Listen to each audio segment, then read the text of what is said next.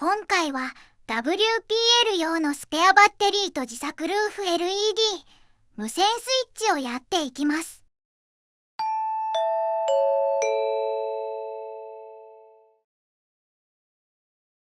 今まで購入した WPL の3台の車で、標準で付属していたバッテリーはすべてこのタイプです。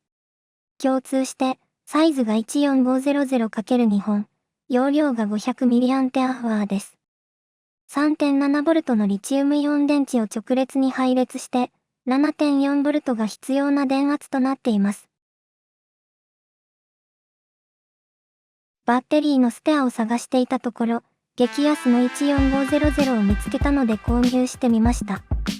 商品ページによる詳細では、容量は驚愕の 3800mAh とありました。アリエクスプレスではおなじみの容量詐欺だと思いました。仮に 800mAh ほどの容量だとしても、私にとっては十分許容範囲の中です。まとめ買いすれば単価が安くなるシステムだったので、8本購入しました。結果、8本総額が600円未満でした。もちろん送料無料でしたが、船便だったので到着までは時間を要しました。容量検証にかなりの時間を要するので、8本中半分の4本をテストしました。結果ですが、4本の平均が 510mAh ほどでした。充電ロス等の条件を踏まえ、8から9割の充電として算出しました。推測できる容量としては、充電8割として約637、9割なら約 566mAh となります。値段に関しては、容量が 800mAh はないにしても、1本75円未満なら納得できます。正直に容量掲載してこの値段なら、文句なしの星5です。ただ、平気で人を騙す姿勢とか、それを当たり前にしているアリエクスプレスには呆れるばかりです。しかも、レビューで現実を書き込んだら、ショップからありえないメールが来ました。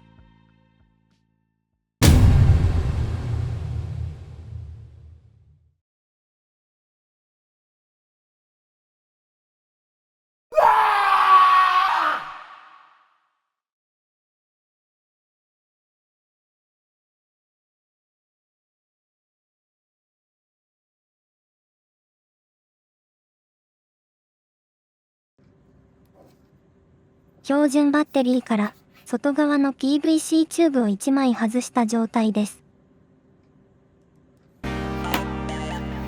この金具を使っているのが見て取れます。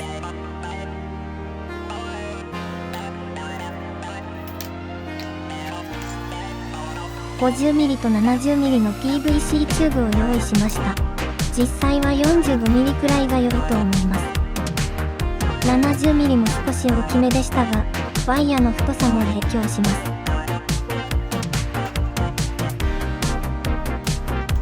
スペアバッテリーを作成していきます。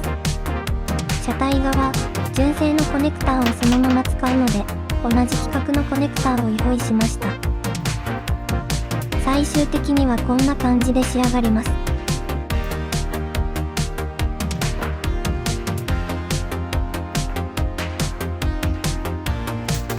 最初に電池を固定するのに 50mm の PVC シートを使います。50mm ではだいぶ大きいので 45mm が良いと思います。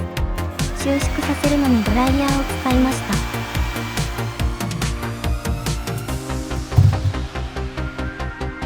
固定できたら隙間からマイナス極のワイヤーを2本通します。ワイヤーの先に先ほどの金具がついているのが見えますが、これはなくても問題ありません。今回は識別のためにつけています。スポット溶接で固定するのが良いのですが、今回はポリイミドテープで仮固定します。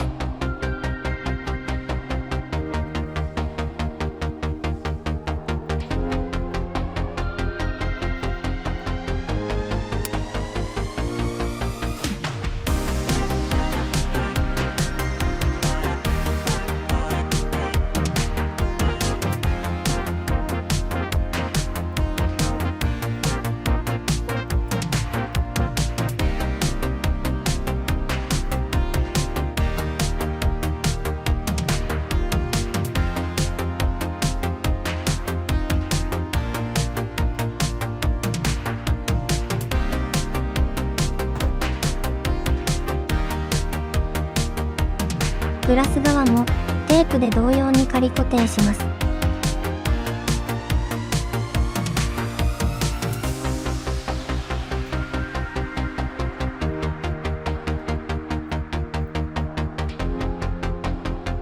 良い感じで固定できたら 70mm の PVC シートで仕上げ固定をします。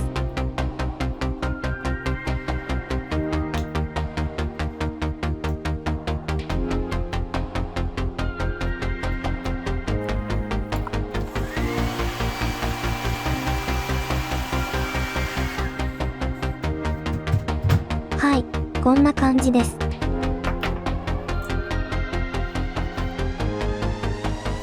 それでは実際に車体へ取り付けしてみます。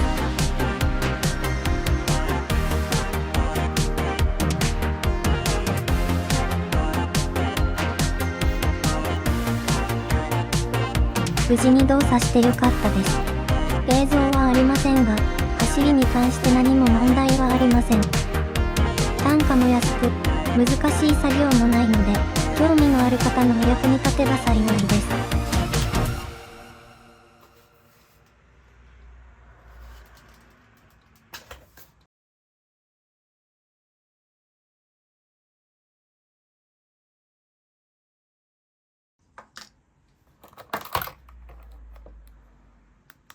ご覧の通り、ライトを別電源、無線に変更しました。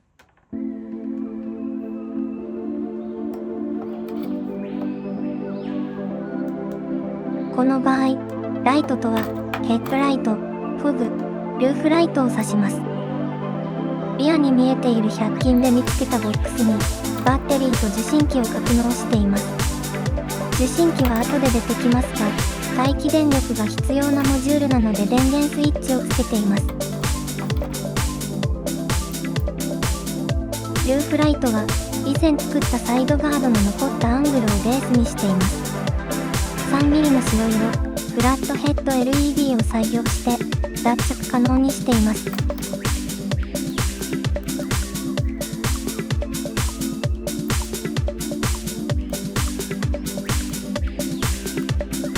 LED とはいえ、電力を消費する量が増えるのを予想して別電源にしています。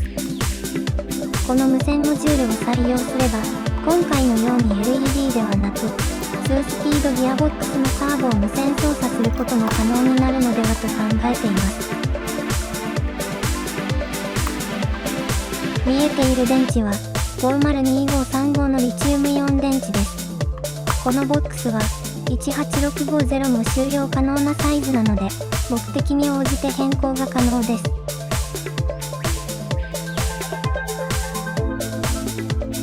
ピントがうまく合いませんが、2本出しのマフラーも付けました。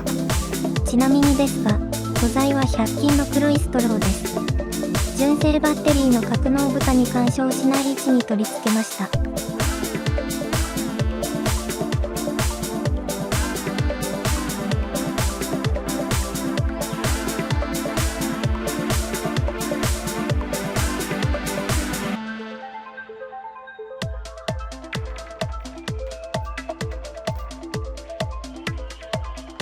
ルーフの LED はこんな感じで仕上がっています。本来の希望としては、フロントガラスの前につけたかったのですが、